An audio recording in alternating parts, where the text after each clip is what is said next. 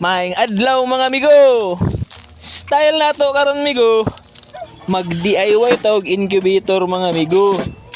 Kay magsugod ta og breeding karong January 2025. Og before na to niya simbolon mga amigo, atoa sa ning limpyuhan kay perte kaabog. Para hamloy ang agi wa. Sunod na to buhaton mga amigo. Atoa ning putuson og packaging tape mga amigo. Pero wala man tay packaging tape mga amigo.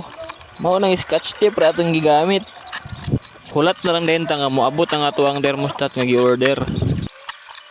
After 1 week mga amigo, niabot na din atong gi-order nga thermostat. Mao ni atong gamit nga thermostat mga amigo. Baratohon ra ni pero goods kayo. Atoa na din nga simbolon mga amigo. Unahon nato nigplaster ang fan. Dayon bangilan natog kahoy sa likod para dili magisi ang styro.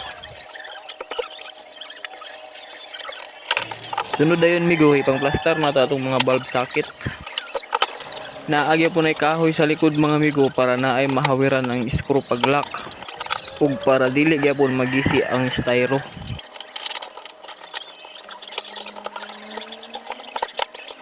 Paghuman og plaster mga migo, magsugod na rin ta sa ato ang pag-wiring.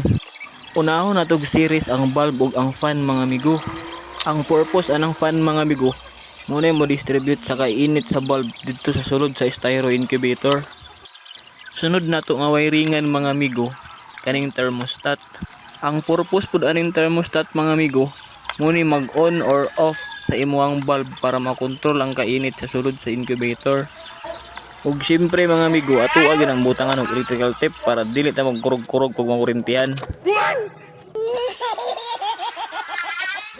Sunod mga amigo, atuan ang wiringan ang thermostat padulong sa plug nga isaksak sa 220 volts. Atuan na dayon itaod ang mga bumbilya para atuan na dayon matistingan.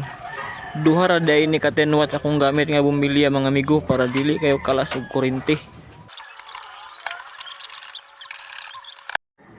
Atuan na rin yung testingan mga amigo. Hala, wala ni siga. Nalimtan na yung on ang switch. Kulira.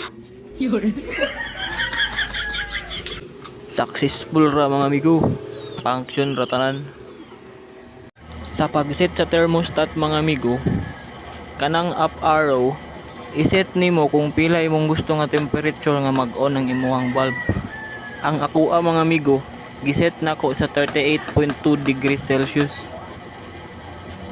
Ug kanang down arrow dayon mga amigo, iset nimo kung unsa nga temperature imong gusto nga mapalong ang imuhang bulb. Ang akuha mga amigo, giset nako sa 38.5 degrees Celsius.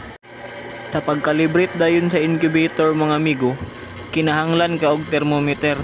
Okay ra bisag unsa nga thermometer mga amigo, ma-analog or ma-digital, good ra.